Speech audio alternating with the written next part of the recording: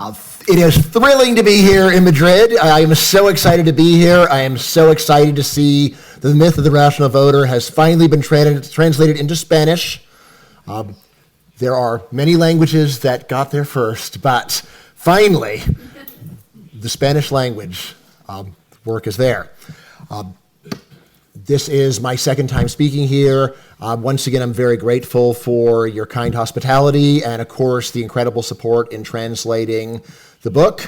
I know that it is not easy to translate academic books into Spanish. There is an idea everyone that would read it is already speaking perfect English. I don't think that's so. So hopefully this will allow a lot more people to hear about these ideas, which I think are especially relevant to the Spanish-speaking world. Everything from understanding the Spanish Civil War to what's going on in Venezuela or Argentina today. I think these ideas are relevant to all these cases. Now, this is, of course, the cover of the English language version. And now I'm going to take you through a journey through the main ideas of the book. Let's see. So a few of you have the simultaneous translation. Okay, but all right. I'm going to try to slow down. So I know that I talk too fast when I get excited, but all right. Just to start, it is actually very well known in social science that most voters know very little about politics and very little about economics. Anyone who looks at the data knows this. Anyone who grades undergraduate exams in political science knows this. If you actually know any of the facts, you cannot deny that the level of knowledge is very low. But there is a view saying it doesn't matter. It doesn't make any difference that voters don't know what's going on, that they don't know who's responsible for what policies, that they don't know how the government works, and they don't know what the effects of different policies are. This is a very strange idea. Imagine if you were waiting to get surgery and the doctor says, all right, I'm going to go and open up your head and take out your heart. It's like, that's the doctor. I'm very worried if the doctor is confused about the location of my heart. I think that's going to be a problem. And yes, you would reasonably be very afraid if someone who had the power to make choices seemed to lack basic understanding of the facts. So how could it not matter that voters know so little about politics, economics, and other subjects where democracy asks them to have an opinion? And here is the standard answer. Well, if you don't know what you're doing, how do you decide? You flip a coin. You flip a coin. That's the way that social scientists think about ignorance. It's random error. Sometimes you're too high, sometimes you're too low, but that actually is okay because democracy is not the rule of one voter. It's the rule of millions of voters. And if you flip millions of coins, the result is actually highly predictable. Right now in Monte Carlo, right, there's casinos playing games of chance. Is anyone worried that a casino will go out of business tonight? Right, probably not. It's like, can't someone get really lucky and win a lot of money? Yes, but they're not going to get that lucky, because there's other people who are getting unlucky, and every night it almost always balances out. All right, so if voters' errors really are random, then there's something in statistics called the law of large numbers, which says that in percentage terms, the errors will cancel out, and therefore, even though most voters know next to nothing, the well-informed voters actually are in control. Like, how would that work? Well, suppose that 90% of voters know zero. They know nothing. So you see people standing in line to vote, and you ask them, what are you doing? And they say, I'm just going to flip a coin. 9 out of 10 people, like, I don't even know what's going on. I don't know who's even in charge. I don't even know what country this is, right? I'm just going to flip a coin when I get there to decide how to vote. 9 out of 10 people give you that answer. You would understandably be worried about this political system. But imagine 1 person out of 10 knows everything. They know what the prime minister ate for breakfast. They know every detail of every policy. They've read in economic theory. They've read in foreign policy. They know an enormous amount. Right? So that's 1 person in 10. You might say, well, what good will this do if 90% of people know nothing, 1 in 10 knows everything, but the 1 person in 10 will be outvoted? So how does that help? And the answer is, if the 90% who don't know anything vote randomly, then 45 of those percentage points will vote for one side, 45% will vote for the other side, and that means that it is the well-informed that actually will decide the election. The well-informed will know what's going on, and if one side is actually better than the other, the well-informed will vote for the side that is better, and then the better side will win with 55% of the vote. What is this saying? It's saying that the winner in democracy will be whoever has the support of a majority of the well-informed, which is just what would happen if everybody was well-informed. All right, this is the story. This is not my story.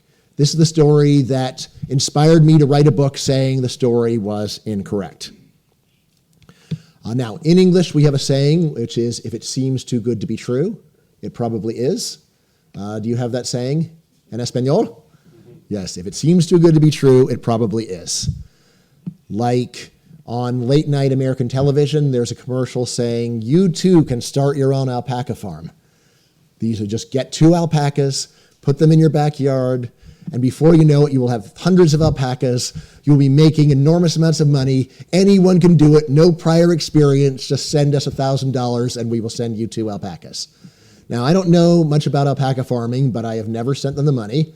And yeah, it is because if it seems too good to be true, it probably is. The key assumption of this idea, right? And yes, this idea has a special name. It is called the miracle of aggregation, or el milagro de agregación. El milagro de agregación. What is el milagro? The milagro is that 90% of voters can know nothing, 10% can know everything, and yet the electorate acts as if everyone knows everything. That is the supposed milagro. All right, so the key assumption of the miracle is that people who don't know what they're doing flip a coin, that their errors are random, as opposed to systematic. What would be a systematic error? Systematic error would be in archery where you always lean left. Someone who's shooting the target, they think they're going for the center, but the arrows are all on the left side. Random would be you're equally likely to be on one side or the other. Systematic is there's a pattern, there's a predictable error. All right. Now, when I started writing this book, the question in my mind was, a lot of smart people believe that errors are random. I'm skeptical, but I'm going to have to find the research and argue with it. And when I actually started reading what had been written on it, I discovered there's just very little evidence that anyone has even tried to present to show that voter errors are actually random. When I asked economists, often economists really give one of the worst arguments that a person can give, which is, well, if there was systematic error, that would be irrational. It's like, well, how do we know that's irrational? Because that's the definition of irrationality. So that doesn't prove anything. You're just using words to trick people if that's all you're doing. Right now, when I talk to political scientists about it, I often got this reaction, like, wait, you're an economist? Right? Well, we believe that errors are random because economists told us they were. Oh, so not much actual evidence. Now, just because there are no good arguments for something doesn't mean that it's not actually true. So part of what I did writing the book is to try to find out, well, what arguments could you make? What evidence could there be in favor of this view? So there are several ways that you can test for random error. In the questions, I can talk about other ways. But the one that I emphasize most in The Myth of the Rational Voter is comparison of laymen and experts.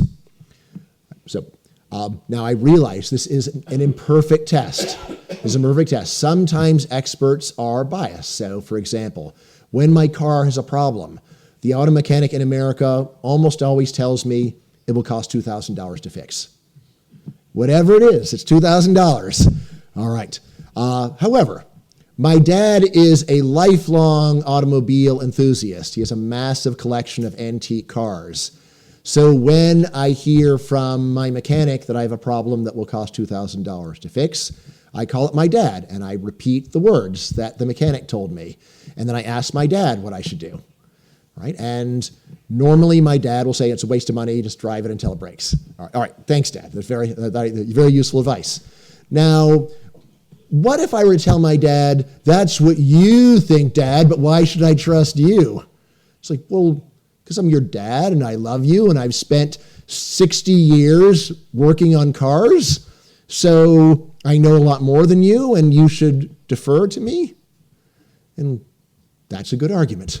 And that's why on anything relating to cars, I trust my dad, because he knows a lot about it and he also has no motive to lie.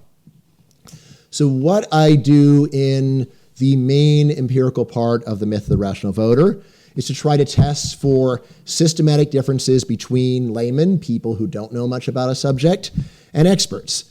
Controlling for other factors. I want to be open-minded and say, well, maybe there are good reasons to think that experts are not reliable. All right, so in the United States, we have DEI experts, right? So diversity, equity, inclusion experts. And I will say, yes, I don't trust them because I think that they have a giant body of dogma that they are trying to present, and I don't think that they actually have thought very hard about the subject. All right, but that's a case where I have a specific complaint.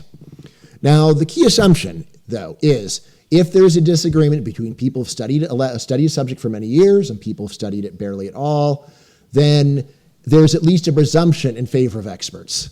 There's a presumption in favor of experts. Again, does not mean that experts are always right. And in the book, I try to say, well, what are some reasons why we doubt experts? Let's try to statistically adjust for those reasons. Now, the result of doing this is that it is easy to find large systematic disagreements on almost all important questions. And since I am an economist, but also because economics is so important for policy in modern societies, I do focus on disagreements between economists and the general public. All right, so several data sets get examined in the book. But there's one that was especially helpful. It was called the Survey of Americans and Economists on the Economy. It was one that was perfectly designed for my mission, but I had nothing to do with the study, which is actually better. Because if I ran the study and I said, well, I ran a study and it turns out that economists know more than other people, it's like, well, you did the study, so of course. Like, no, this was other people did it. They shared their data with me. And in this data set, you see that this milagro de agregación fails very badly. What are the main patterns? And of course, if you want to learn about everything that I found, you can read the book. But the main patterns that I find in the data are the following. First, anti-market bias. Compared to economists, the general public greatly underestimates the social benefits of the market mechanism. Non-economists tend to assume that if someone is getting rich, someone else is getting poor. Now, aren't there plenty of economists who complain about markets? What about Joseph Stiglitz and Paul Krugman and Thomas Piketty and everyone else? They're all there. But if you listen to them, especially on their good days, they have a very different complaint from normal people. Normal people say someone is making money solving problems. That's bad. Even left-wing economists usually say something like this. There's no way to make money solving this problem, and that's bad. Very different stories. Now, the complaint that you might make to the left-wing economists is, well, the fact that you can't think of a way to make money solving this problem doesn't mean no one can. But it's still a much better intellectual approach to say markets will solve the problems where you can make money solving them, and the issue is some problems, it's very hard to make money from solving them. The general way of thinking about this, it's like, well, how could it be that that regular people benefit from businesses making money? It's like, well, how do businesses make money? Normally, you make money by making consumers happy. If you are running Amazon, Amazon is an incredible business, right? They are incredibly successful. How are they successful? By giving people incredible convenience, incredible variety, and low prices. right? And not just for 1 year before they destroy all the competition and then they take over the market and forever there's a monopoly. We're still waiting for Amazon to go into phase 2 of the plan. So far, we've had 25 years of Amazon being great, and it's totally reasonable to expect another 25 great years. Another example of anti-market bias. In the United States, in most cities, it is normal that 10 times every week, the roads are completely clogged with traffic. Every economist in the country knows how to solve this problem. How do you solve it? Stop charging zero to drive. Charge a price and make the price change with the level of traffic. High traffic means high prices. It is very easy to do. And actually, a 5-minute walk from my house, you can walk over the freeway and you can see the economics right there. And I've taken my kids and their friends there. It's like, kids, come here. I want to show you some economics. You can stand on a bridge over the freeway and you can actually say, you see, there are 6 free lanes, 6 gratis lanes, no price. You see how they're clogged? There are 4 pay lanes. Those lanes are going at, what would it be, 130 kilometers per hour. What's the difference? Why is this, how is this possible? Yes, because of course, in the free lanes, people go there and they don't need to worry about the effect they're having on the driving others. In the paid lanes, people have an incentive to think about whether or not they want to do it. Right. And yet, of course, the normal reaction is tolls evil, just a way of ripping us off. Not just a way of ripping you off, a way of making the roads work. Another big pattern that I see in the data is what I call anti-foreign bias. People are especially pessimistic about economic interaction with foreigners. In the United States, this is now at probably about a 100-year high. There is this idea, these horrible foreigners are selling us cheap products, ruining our country, isn't this awful?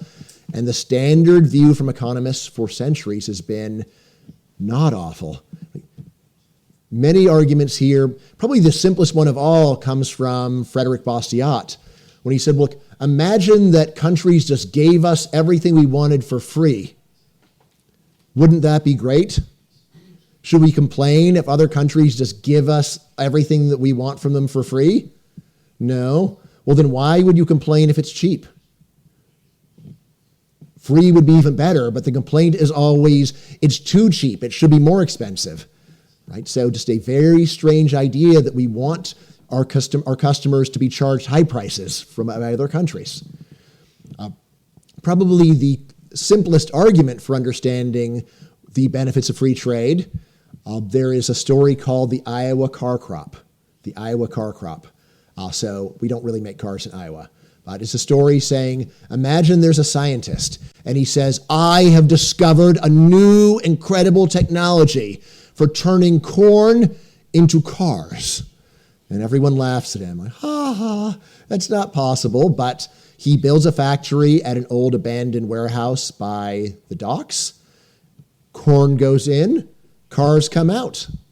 So, oh my God, he has figured out a magical new technology for turning corn into cars. People are amazed. Like, this revolutionizes all of science. Until a journalist sneaks in with a camera and discovers there's no new technology for turning corn into cars. All he has in there are boats. And he puts corn on boats and sails them to Japan and comes back with cars. The point, and then he says, so corn into cars is a complete fraud. The point of this story, it's an allegory, really. The point of the story is trade is a technology for turning corn into cars. What difference does it make what happens inside of the factory? From Americans' point of view, what difference does it make that a country called Japan even exists? All that is happening here is that trade is a way of turning one product into another product, and the reason that you use this method rather than another is it's the cheapest way of getting the job done. The only real difference is there's also another country where people are benefiting at the same time as you are. So in that sense, it's even better than having this technology. So protectionism is very much in the news, although much more important expression of anti-foreign bias is global hostility to immigration. If you think about it economically, what is immigration? It's just international trade and labor. It's international trade and labor, right? Which is actually the most important good on earth. About 70% of all income on earth goes to labor. If you have free trade in everything except labor, you really have very restricted trade, right? And many people say, well, why can't they just produce goods and then export them to us? Because many goods are many things are services where you cannot actually sell the good unless you are next to your customer. You can't take care of my baby from Spain, right? You can't mow my lawn from Mexico. You can't make restaurant meals for me from Cuba. You have to actually live next to your customers. The amazing fact about immigration, right? And this is a fact that you really cannot deny if you are looking at the facts. If you let one immigrant in from a poor country to rich country, their income multiplies by a factor of 10 or 15 almost instantly. This is not ideology, it's not philosophy, it's just observe. A Haitian worker comes from Haiti to the US, gets a job, how much money does he earn in the United States compared to Haiti? This is an amazing fact, and I always say, if there's anyone that isn't amazed by it, you should be amazed. Because what other piece of paper can you stamp that will multiply someone's earnings 10 times? Right? If there was a piece of paper that would multiply your income 10 times, you would want that piece of paper, right? What a great piece of paper that can multiply your income 10 times. Economically, how is this possible? It's got to be that productivity is higher in rich countries than in poor countries for the same worker. And really the only question is this scalable? If we can do it for one person or 10 or 100 or 1,000, can we do it for 1 million, 10 million, 100 million? I have a whole other book where I talk about this, but after I visited United Arab Emirates, I had to say, wow, maybe I didn't even need to write the book. There's a country proving that what I'm saying is true. Because Emirates is 88% foreign-born, and by the power of immigration, they have gone from a backwards agricultural society anyway, to one of the most amazing countries on the planet.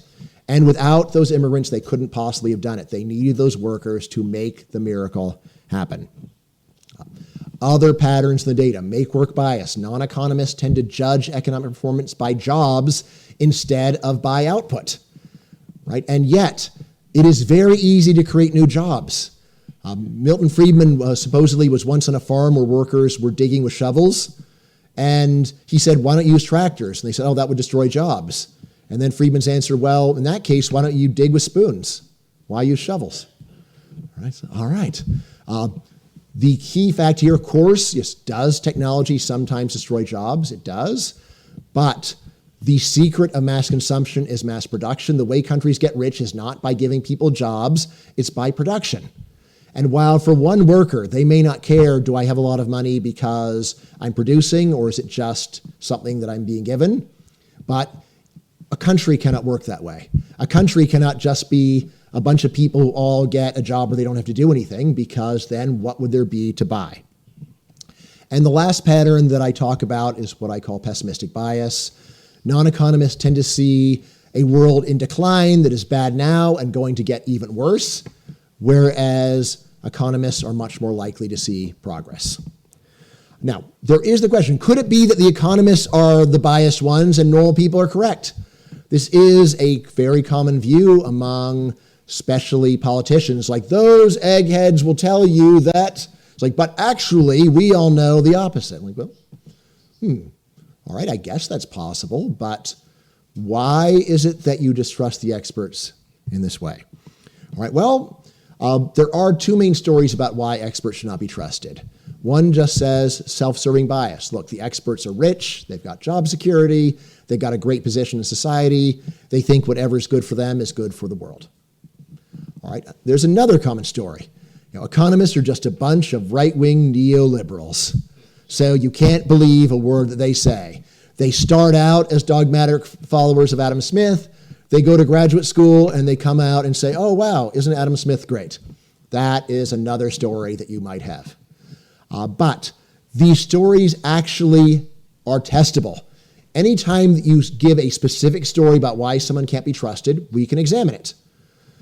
Just by analogy, right? Imagine that you're on trial for murder and all the evidence is against you. And then if someone says, how do you explain all the evidence? And you say, like, I am being framed. People are trying to pretend that I'm guilty. They're faking the evidence. And then you say, okay, well, who's framing you? I don't know. How are they framing you? I don't know. Why are they framing you? I don't know. If those are your answers, you have to be convicted, right? Because if those answers were acceptable, then everyone could get off for murder. Right? Instead, you need to say something like, who is framing me? And you say, Jose Gonzalez is framing me. How? He works in the forensics lab. Why? He's always hated me since I stole his girlfriend in high school. It's like, all right, that's a good story, right? And that is a story we can investigate, and we can check the specific story, the parts of the story, and see whether they're true.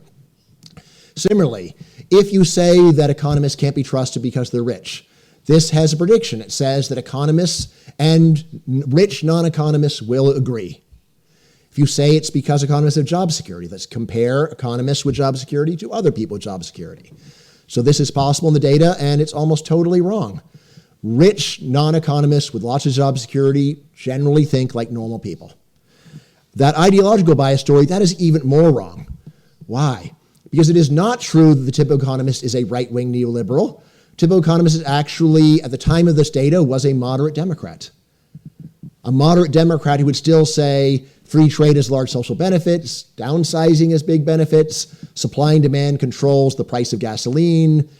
They would still say things like this, which again, if you have a person with left-wing values who still says that markets are working well, that is one of the best tests of this is a person who ideologically doesn't want to say that, but they're saying it anyway, and that is especially convincing. All right, so when you go and actually run the test, you see that if anything, belief gaps between laymen and experts get even larger when you adjust for ideological bias. Now, a question that is one that academics like, but it's not as dumb as it seems. Like, all right, bias is true in fact, but how is it possible in theory? How is it possible? Right? And say, well, who even cares? Well, okay, I care. I am an academic. I do care about questions like this. And I think you can learn a lot by thinking this way. Like you see a helium balloon floating, and you say, like, how does gravity allow for that? There's an answer, actually. I don't fully understand the answer, something about densities of different gases, but anyway, it might seem to someone who doesn't understand the physics that it's not possible for a helium balloon to float and gravity being true. Actually, it is. All right, so bias is true in fact, but how is it possible in theory? There's a long-standing story in economics that's called rational ignorance. So what? So ignorancia racional? ¿Es correcto? Excelente. Okay. All right. So the story has a number of problems. So one is technical, and that is that normally the way that economists model ignorance, the error must be random by definition. So that's one problem. But more substantive problems. Rational ignorance does not explain why uninformed people are so dogmatic. You would think that if you never studied a subject, you would be agnostic about it. So take my dad. My dad is a very smart guy. He has a PhD in electrical engineering.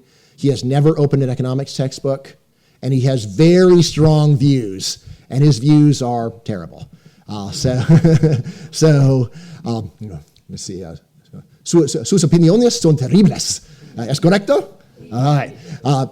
Yes, my father has long believed that we can save the American economy if we just put a Berlin Wall at the Mexican border and a naval blockade of Asia. Those will solve our problems. Everything can go back to the 1950s when everything was great in America. All right. The fact that his son is an economics professor doesn't make any difference to him. He doesn't care at all. Right? So I respect him as an automotive expert, but he does not respect me as an economic expert. But to the level that he's not even curious. He doesn't say, well, what is the argument? It's just like, well, I don't see why that would be. And he's very angry about it. My dad is not alone. It is very normal, as you may know from social media, for people who know next to nothing to be very angry and certain of their views. That is not what you would expect if someone was reasonable. A reasonable person who has barely studied a subject just says, gee, I really don't know. Who's to say? Maybe I'll learn more one day, but until then, I don't really have a strong view. But in politics, you don't need knowledge to be certain. And most people don't bother to get it. And yeah, finally, it also does not explain the emotionalism. Like, why is my dad so angry? Why is he so angry about international trade? What difference does it even make to him, right? And yet, he seems to lose sleep over it, right? And my dad is not alone. He's not, at least he doesn't go and argue politics with strangers on social media. That's a higher level of anger. It's a higher level of just really need to calm down. So again, the case of the tariff. If the rational ignorant story of tariffs were true, and you talked about it, normal reaction would be like, oh, there's a tariff on Mexican oranges? I didn't know about that. Or like, what's a tariff? Or like, what's Mexico? Right? These would be what you'd expect from someone that really just wasn't bothering to learn something that didn't personally matter to them. But instead, the more normal reaction is like, the Mexican tariff is absolutely essential. It's the only thing that can save our country. Probably it's too late anyway, but it's the last thing we can do, our last hope. All right, so then this does bring me to a question, again, partly inspired by my own father, which is why would people be very rational sometimes and very irrational other times? On something like how to repair a car, my dad's word is gospel. He knows what he's talking about. He knows it, he can do it, he wins prizes. Totally reasonable person there. But on other areas, so anything involving economics and politics, he's just crazy. And I'll say this, even when I agree with him, he's crazy, because he gets the right answer for the wrong reason.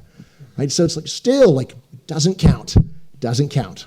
It's like getting a math problem and you just write, and 2 pi is the answer. It's like, it is. How do you know that? I don't know. I just guessed. It was 2 pi. All right, so what I proposed in the myth of rational voter is we can really think of irrationality as a special good. Like, why would anyone want to be irrational? Well, here's the problem. If you're a rational person, you might have to change your mind. A rational person is willing to look at evidence. They're willing to listen to arguments. And people don't like changing their minds, especially for things that are central to their identity. As you may have heard, in the modern world, politics is religion. Many people, they don't care about traditional religion, but politics is the religion. It's what has taken the place of religion in their lives. So if you have ever seen a supply and demand diagram, this is one where you have the quantity of irrationality, where we have the price. And all I'm saying here is when the price of irrationality falls, people are going to buy more of it. They will relax their intellectual standards. Now, here is the crucial connection to what I've been saying. Some errors are very costly and others aren't. Right? If you believe you can fly by jumping off a building, you will not believe that for very long. Right? You'll be dead. Right? But on the other hand, if you have ridiculous views about economics or politics or history, for you as an individual, what difference does it make? It's like, well, if we all thought the wrong thing, it could lead to a bad policy. I didn't say that. I said, what difference does it make for you? Right? Oh, for me, yeah, I'm not able to change policy. Which means that it's very much like a lot of other problems economists talk about, where, for example, when you are driving a polluting car, the effect on you is very small, but there are many other people who suffer from the harm that you do to the air. So you are basically saying, well, it's more convenient for me. A million other people cough a few extra times per day. But from a social point of view, this is bad. And I say, politics is very much like this. In fact, I say irrationality, it's political pollution. It's where you go and you take the bad ideas in your head and you push them out into the world. You feel better, but if enough other people agree with you, then it's very bad. Now, the crucial test, many people said, well, how can we know this is true? Say, look, here is the hardest evidence, most convincing. It's just betting. Betting. How do you say betting in Espanol? Say it loudly, because apostar? Apostar. All right. In many areas of life, but again, especially in politics, people will often make very confident predictions about the future. One reaction is to get angry and argue. But what I like to do instead is say, all right, it seems unlikely to me. How about we bet? Why don't we bet? And since you said that you are certain, how about I get 10-to-1 odds? I have a very good track record in betting. So out of 23 public bets that I have that have actually been resolved, I've won all 23 bets. But I have hundreds of bets that didn't happen. Why? Because someone said something ridiculous, I offered to bet them, and they said, no, I don't want to bet. What happened? that happened. The price of irrationality went from 0, which it normally is, up to $100. Or often it's $100 plus public humiliation. Because if I bet a famous person, it's not really about the money. It's mostly about, I showed that a person who claimed to have deep knowledge about the world actually just was wrong. Right. So this is a general technique. It is a way where you can, in an instant, raise the price of irrational thinking. And I say that if you do just pay attention to how people respond, someone can be very sincere, very angry, very confident, and then you offer to bet, and their whole psychology really does change. It's like, well, oh, you want to bet on this? Well, I mean, what do we even mean by this? Well, you're the one who was talking. What did you mean by it? Let's see whether we can come to an understanding. I mean, one common result when there's a bet is that it turns out you don't really disagree, you're just using words in different ways. Like once on Twitter, someone said, immigration is going to cause a civil war in Europe. And I said, okay, so a civil war is what, like 10,000 combat fatalities? And he's like, no, there's already a civil war happening because an immigrant murdered 2 people in France last week. It's like, oh, so you count 2 murders in a whole country in a month as being civil war. All right, well, that's a strange definition of civil war, but then we don't disagree. All right. But that is one step. But then another step is also how confident are you? If you say that you know for sure, you should be willing to bet your house against my penny. That is what a certainty should really give you. 1 + 1 = 2. I'll bet my house on that. Right? People do not like doing that. Right? Sometimes say, well, why should I give you good odds? And the answer is to entice me to bet you so you can take my money. Right? If you really actually knew the answer to what would happen in a horse race, and you saw, oh, well, the odds aren't very good, you should still bet in the horse race because it's free money, if you actually know the result. But what people generally realize when they actually think about betting is, oh, yes, I don't actually know. I'm just making things up. All right, now, why is this inefficient? Why, or from a more general point of view, why is it bad for society if people vote based upon their illusions instead of calmly trying to figure out the facts? And I say the answer is this. The private cost of irrationality, the cost the individual voter pays for being totally wrong is near 0. But the social cost can be enormous. Hitler was elected on the slogan, National Socialism means peace. It was actually a slogan he used. I say it was crazy to ever believe him if you would listen to his other statements, but he did say that. Right now, here is the interesting thing. What happened to the Germans that voted for Hitler? Well, they got war and it was horrible. What happened to the Germans who voted against Hitler? The same thing that happened to the Germans who voted for Hitler, right? Because it's a collective decision. It doesn't matter what side you are on. That means that the actual cost to you of voting for terrible policies is in fact microscopic. It's only the probability that you change the outcome, which is truly tiny. So yes, as I said, voter rationality is political pollution, and the majority can easily be better off if it does not get the policies the majority supports.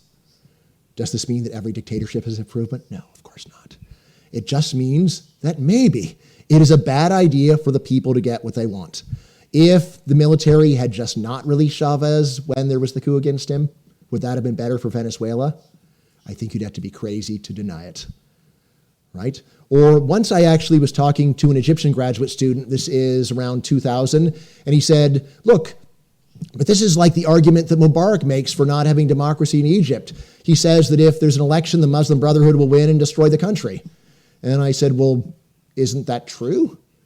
And the graduate student was very uncomfortable. But he said, well, yes. And I said, okay, so it's not Mubarak's argument, it's your argument. Maybe it's wrong, but guess what? We actually got to see what happened, and the negative forecast was correct. All right, now for remedies. Let's see, how much time do I have? Am I short on time? 5 minutes. Okay, great. 10 minutes. Yeah, so one common complaint about my book is I just don't offer remedies.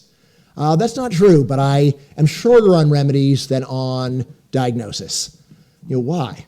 A lot of it is that people love democracy so much. For many people, democracy is their political religion. complete with the most ridiculous dogma of all, which is that any problem of democracy can be cured with más democracia. The cure for any problem of democracy is even more democracy. It's like, why would you think that? What evidence is there? What evidence would change your mind? Like, no evidence. Whatever happens, we just needed to have even more democracy. All right. So a lot of what I wanted to do is just to convince people that these dogmas are wrong, that just because most people believe in something does not make it true or wise.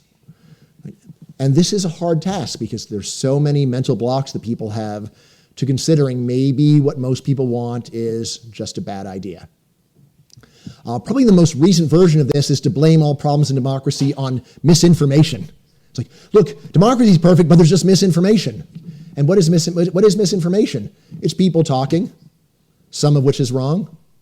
It's like, well, what do you propose? It's like, well, it's a system where you can only say things that are true. It's like, that's democracy?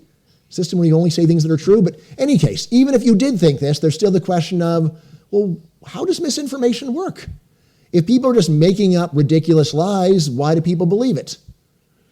Do you believe the misinformation? No, of course I don't. So what's the difference between you and the people who believe it? Well, yeah, they're kind of irrational. So I say, so the fundamental problem really has to be irrationality. If it was just that people are being tricked by unreliable sources, it's like, well, why don't you just tell them they're unreliable? Or why do they even need you to tell them? Why don't they just look at it and say, well, this looks like it's just totally biased and made up. They're saying things where they contradict specific known facts, so I don't trust these people anymore. So yes, I think the real complaint with misinformation is that people are irrational, but it hurts people so much to say that because that's a much more fundamental problem. The problem is misinformation. If we just get rid of the misinformation, the system will work again. All right, that itself is almost impossible to imagine because, so isn't a lot of what people are deciding in election what views they even consider true? How can you even have an argument if the truth is known in advance? But even laying that aside, still the fundamental problem is if someone believes misinformation, they probably did not exercise proper caution. There's actually a line from The Simpsons. People still watch The Simpsons? Yes, all right. And the lie is, Homer tells Marge, look, Marge, it takes two to lie, one to lie and one to listen. And yeah, okay, the real problem is it takes two people to lie, one to lie and one to believe a habitual liar. Or one just to believe a total stranger that you have no reason to trust. And yes, if you do that, then yes, you do bear a lot of the blame. Anyway, so this is why I did focus so much on diagnosis, just to convince people there is a problem, which is very hard. Now, towards the end of the book, I do talk about ways to improve things, and there is a list. So one that I think is very important is just politicize less of life. In democracies, normally there's a list of policies that we don't vote on. In the United States, we have freedom of religion, freedom of speech, and also freedom to have as many children as you want. We don't vote on these things, right? These are depoliticized decisions, and part of what I say is it would be better to have a lot more depoliticized decisions, right? The current U.S. system is actually the president can impose any tariff he wants without any supervision from anyone. It's bizarre. I didn't even know this until 2017. I always thought at least you would have an act of Congress, but no, the president has sole power. Wouldn't it be much better if we had the opposite system where the Constitution said you have 0% tariffs and that is required and you can't do anything else? I think that would be one example of depoliticizing a decision. Or to take another example, in housing policy in the United States, sometimes there's what is called by right construction. This is an area where as long as you satisfy the regular rules, the government cannot stop you from building a house. It's like you are entitled to do it, and you don't need to go to the city council and beg for permission. You just are automatically allowed to do it. Right? So in my book on housing regulation, I said we need a lot more by right construction. Right? So that would be another example. Something else, you could have supermajority rules where you say, look, it's not enough to have 51% voting for a tariff. How about 2/3? How about 80%? If you had that rule, then of course we would have lower tariffs. Another one is to have expert supervision. In the United States, we have the Supreme Court, which can rule a policy unconstitutional. And in the book, I say, well, maybe the Council of Economic Advisors should be able to rule a policy uneconomical, and then it's not allowed, right? So one idea that people have talked about the most is, how about having a test of voter knowledge to vote? Or maybe a test where you get extra votes. Everyone can get one, but if you do well in the test, you can get 100 votes. That's another idea. It's one that I like because even if the tests were biased, still, you need to know, a person who understands a subject can recognize a biased test and knows what answers they are supposed to give. I often had biased professors in a class. I would still get an A. How? Tell the professor what he wants to hear, and then you will get an A. And if you understand the subject, you will be able to tell the professor what he wants to hear. Now, the most modest reform of all is stop encouraging ignorant people to vote. All propaganda saying it doesn't matter how you vote but vote is crazy. This is like saying it doesn't matter if you went to medical school, just do surgery. It's like, the responsible lesson is don't vote unless you have carefully weighed the arguments of all sides. That would be a much more reasonable thing. That doesn't require any change of law. It's just changing the nudge. Instead of saying, everyone vote, doesn't matter what you know, it's saying, look, be cautious. Think about what you're doing. It would be a service to the public, if you don't know what you're doing, to abstain. All right, and I will leave it there. Thank you very much for your time.